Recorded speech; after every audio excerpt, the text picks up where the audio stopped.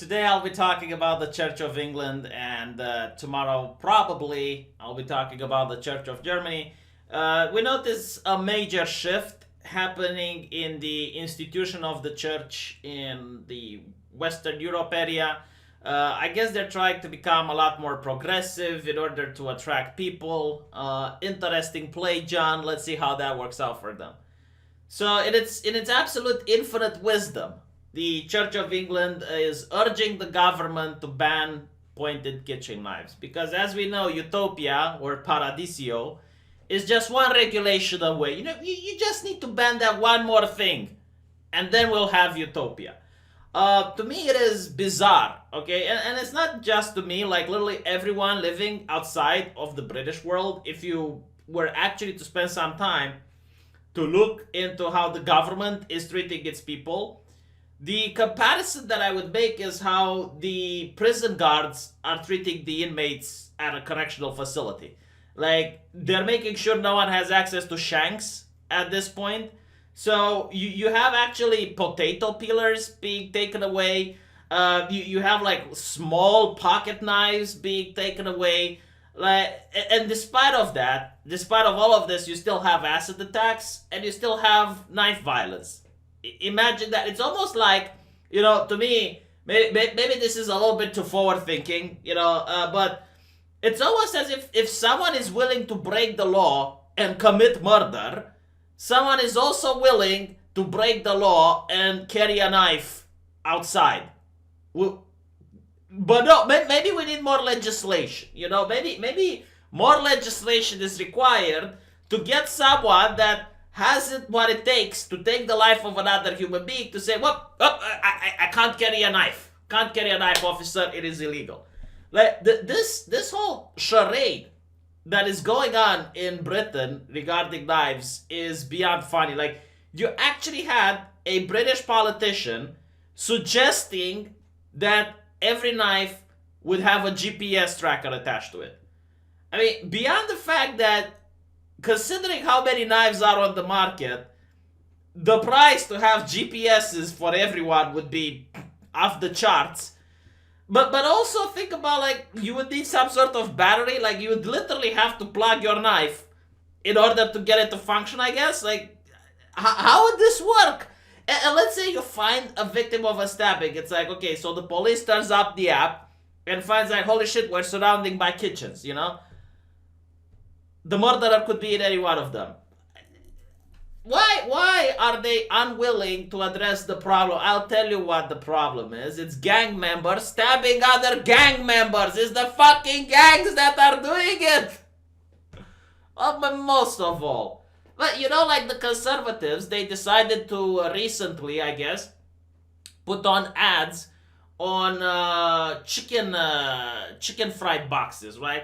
So you would go like to a chicken restaurant and you'd get your fried chicken, and on the box it would tell you not to stab other people.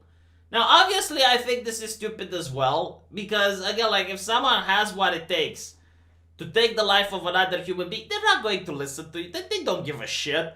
But the left was outraged. Oh, that's racist. That's racist. You know what I think is racist? Not doing anything about it.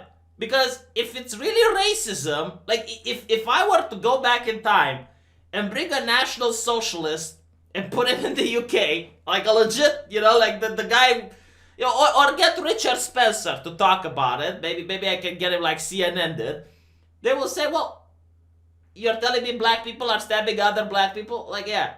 Well, do you have to do something about it? Like, this is how a racist would actually act. But clearly the conservatives aren't racists. They care about their black people that are British citizens.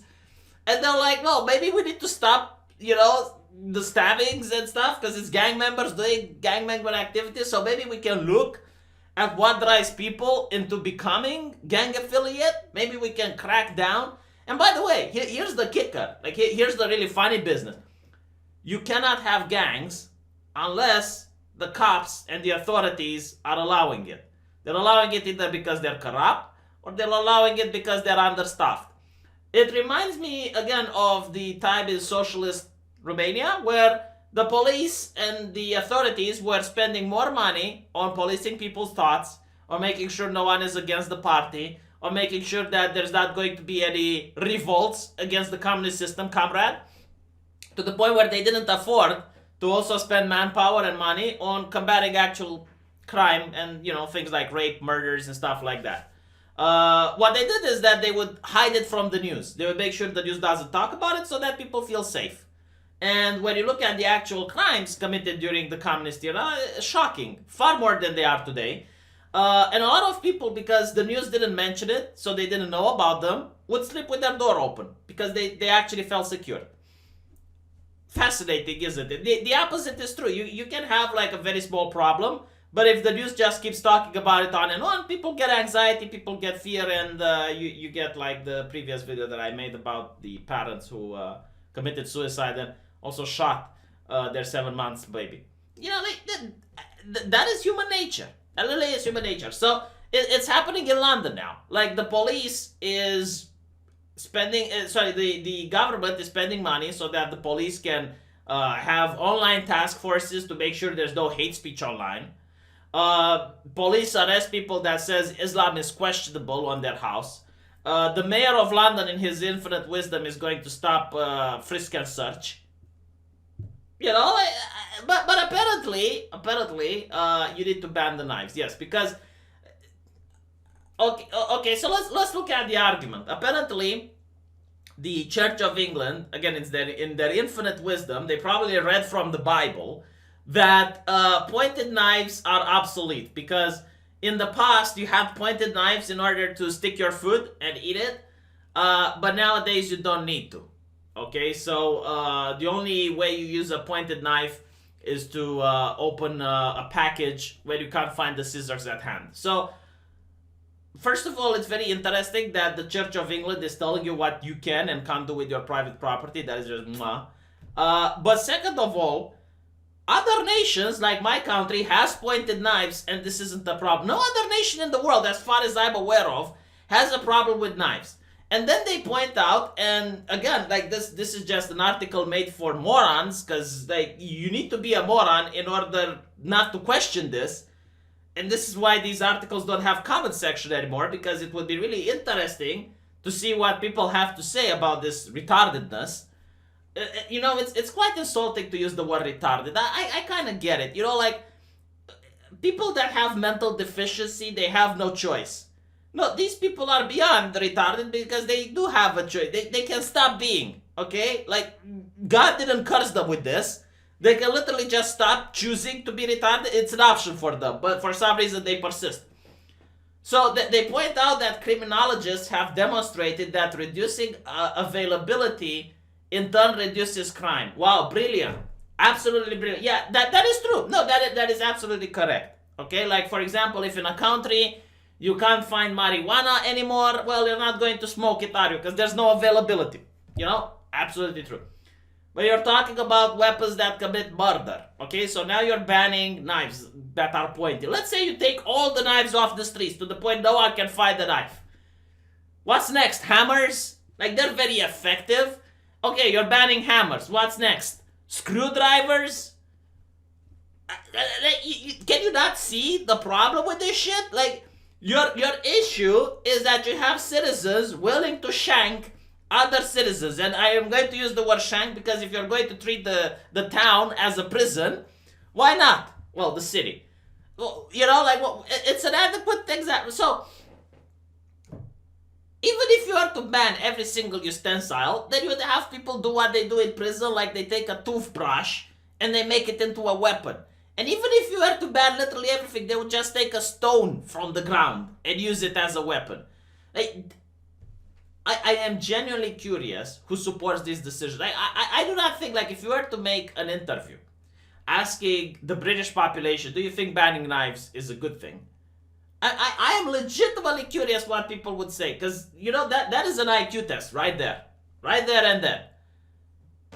Like, at least the guns I would understand, because it makes the murder to be much easier.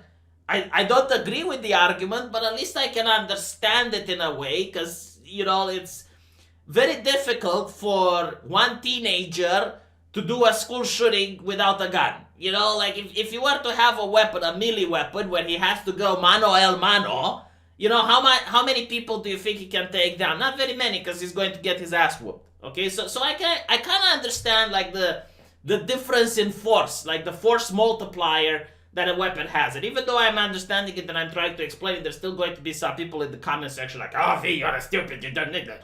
No, I don't agree with the argument that guns should be taken away from Americans, but I am just saying that I do understand the fact that a gun is a force multiplier. A knife isn't even close to a force multiplier as a gun is. Okay, like a guy with a knife, if he has 2, maybe 3 people jump him, there's nothing he can do. There's literally nothing he can do, you know, like, how much, it already needs to be a very strong individual to the point where if he didn't have a knife and he had something else, he would have been just as effective, right?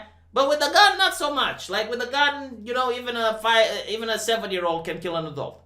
So I get the idea of the force multiplier, I really do. But in this case, you have to be mentally challenged in order to think, all right, we're going to ban knives and things are going to be different.